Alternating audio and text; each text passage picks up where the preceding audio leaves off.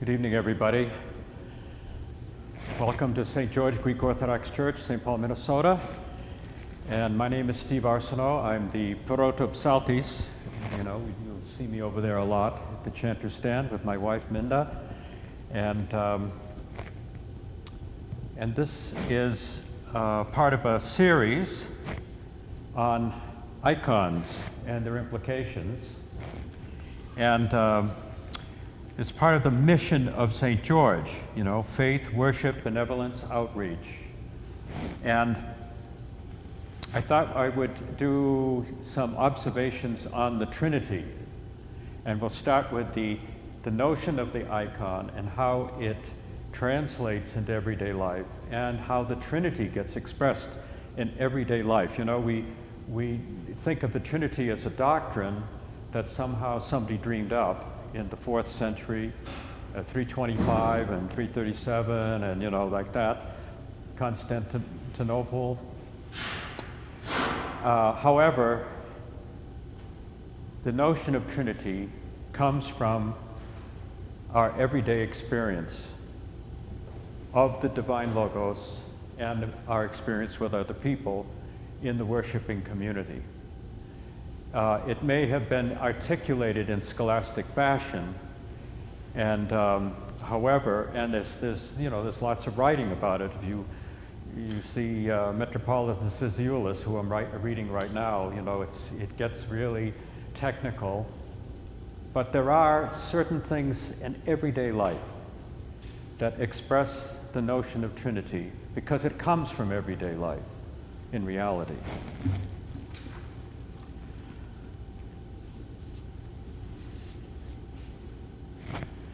The vision, our visions, icons are about vision, what we see. It's a very visual kind of thing. And the vision of the church here is ascending together to the fullness of life. Now, I just make a quick comment on this because we could talk about this later in another topic, but it's very interesting that the vision statement of the church comes from the congregation.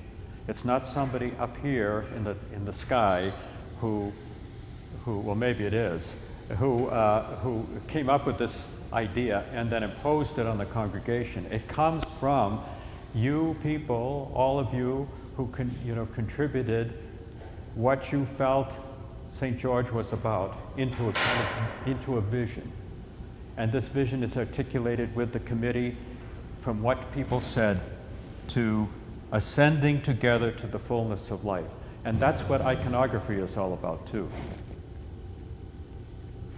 Now let's just step back a little bit and I'll remind you that the icon, it comes from Genesis 1. God created man in his image. In the image of God he created them, male and female he created them. So you and I and everybody else in the world are created in the image of God, the icon of God, ikona. That's what it is in Greek, in the Septuagint. And in Genesis 9:6 it says, if you spill the blood of another man, it is your blood that will be spilled, because I created man in the image of God. And this has tremendous ethical implications, doesn't it? How we treat the other is how we, in fact, relate to God himself. And the great commandment, love God and love neighbor, this gets expressed in the New Testament clearly. Okay, let's take a look at some factors here. We want to talk about today the Trinity. And you see this icon here, I hope you can see it pretty well, is the Rublev icon of the hospitality of Abraham. This is an Old Testament story, right, in Genesis, where Abraham is out in his tent, and he and Sarah get visited by these strangers. And so Rublev has created this icon of the hospitality of Abraham to express various factors of Trinity. Okay? Now, in the icon, there are 3 angels and you see Abraham and Sarah. And they're serving a meal to these people. Can you see that? I hope you can see it. And what's also interesting is the angels' feet are on platforms, which means that they have some kind of royal status. You know, when they put feet on, in icons, and put feet on platforms, it's usually something royal, something enthroned. It's part of the enthronement, right? The other thing is that there are 3 of them. So this, the number 3 appears in the Bible a lot, and appears, of course, in the liturgies and in the services of the church. But it appears as also, it is the Trinity, right? 3 in 1. 1 plus 1 plus 1 equals 1. Trinity is 1 plus 1 plus 1 equals 1. One God in 3 persons. And these are depicted as persons. And you remember, we have said this before, that Byzantine icons are always persons. They're faces and they're persons, just like you and I. And this is very important because it's a personal thing. The experience of God is a personal thing that we experience in the other person, and in God himself, the one who is the person, capital P, right? Now, here's a practical example. Okay, so you have we have a political election. Okay, we have an election, and an interviewer goes up to somebody on the street and says, "Who are you going to vote for?" Okay, and this person says, "Well, I haven't decided yet. I haven't weighed all of the facts." Now, yeah, that may be partly true, but the other part of it is, you see, we as persons are one and many. One and many. So that means that when you see me here on the Solea, you think that it's one-on-one with you, right? It's not one-on-one, it's also many and many. Because when you see Steve Arsenault here, you say, well, what do you think? And when you say that, I'm thinking of all kinds of things behind me here. My family, where I was raised, attitudes, what people said, what I heard in the news. I mean, all these things are voices in the background. And this is the many part of individuals. And that's why there's sociology as opposed to psychology. Or there would be family therapy instead of individual therapy, or in supplement to individual therapy for people working through their struggles. So we are in fact one and many as well. Our experience in life is one and many. Now, the other thing, of course, as I mentioned, is personhood. And persons are very complex, and we can tell from the iconography, both here, there are persons in this icon, right? 3 angels and Abraham and Sarah. It's a group, right? It's not an individual. But even in the context of this icon are other icons around the church. You see all these icons around here, and I hope you'll come to St. George at some point. You certainly can arrange a church tour if you're not familiar with St. George, and we'll give you a more detailed church tour. But there are persons all along the walls here. And when we come to worship, we worship together, right? Because there is the plurality of being, the plurality. And a single icon says something in terms of personhood. It relates to us, but in its context, it means even more.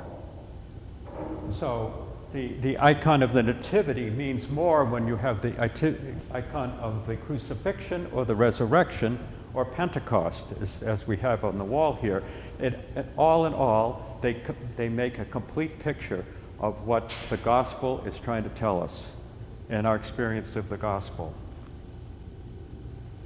So let's look at personhood a little bit.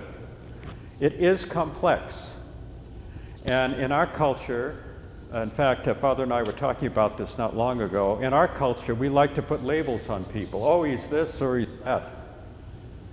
You know, we put a label. It's a quick fix. It's also dismissive, because we dismiss the person by giving them a label. And labels and epithets are not the way to get to know somebody and their struggles, and to know their point of growth that they're working on. Because persons are very complex. And as we have seen, and as we will see in future weeks as well, iconography, in Byzantine iconography, is complex. It's not a simple thing. So let's take a look at an example of complexity.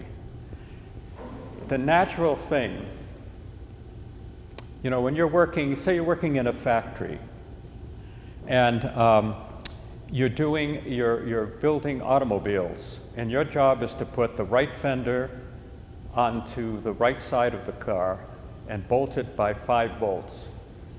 And the next car comes up and you put the right fender on the car, putting in 5 bolts. And the next one, you put the right fender on the car, 5 bolts. And you go to your boss, and your boss says, you got to go faster. And you say to your boss, I am not a machine. I am a person. Okay, have you ever had the experience, I need a day off to take care of my parent? Well, really, Steve, you know, you can't keep doing this. I am not a functionary, I am a person. Take this example. You go for a job, right? So you go into the department, and the department is human resources, right? It used to be called personnel because it dealt with persons. Now it's human resources because the labor is a resource, and you know, basic parts and things are resources, and where you get the parts. And there are people that deal with all this stuff, right? There's director of personnel, there's director of parts acquisition, there's another person about distribution and timing, and you know the business theory is all over the place with this, right? So I mean, in a way, it should be personnel, because when you go there, you have your application, right? But when you sit there in front of the personnel, they get to know you as a person, see, and to do the job. Or do they dismiss you as an applicant? Are you an applicant or a person? Here's the application. Oh, no, you don't have this. Oh, we'll see you later, right? Never mind your potential as a person. That is, things much greater than you could put on a resume. So these, you see, this is Trinitarian personhood, and it comes from our experience. Now, take the statement. Well, I don't like Hispanic people. I mean, they're going to take over the country, right? You've heard things like this. I don't mean to pick on any group, but the question for that statement is: do you know anybody in the Hispanic group? Why don't you get to know somebody in a Hispanic group? Because what's going to happen is you're going to find that they are a person. But we like to put people in categories and subcategories, and immigrants, for instance. We're all immigrants, right? Or whatever. So it's really important to not accept categories and epithets, but to look at the person involved and see this person as a icon of God.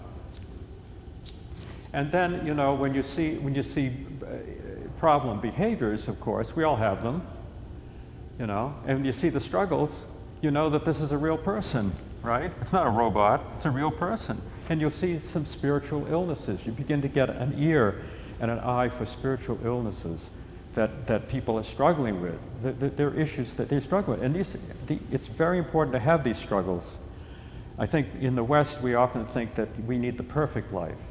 The floors have to be perfectly clean, the windows are clean, the house looks gorgeous, right? There's no problems in this house. Well, you know, if we don't have issues, we create them because we need them in order to grow. And this growing into the fullness of life. And this, of course, is the vision statement here. So, you know, the Trinity is an experience in everyday life. We as icons interrelating with other icons and with God, the image of God himself.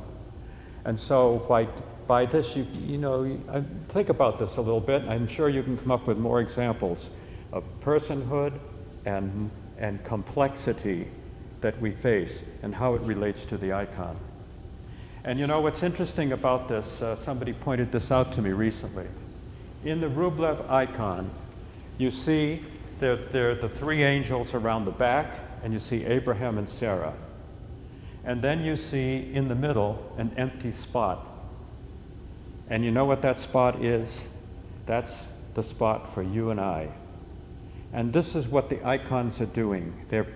They express divine eros, the love of God for humanity and our love for God, and which we want to know more. We want to see more. We want the vision of this divine, because in that vision, we find fullness and wholeness and completeness. And so let me know what you find, and we'll talk more about icons in next week.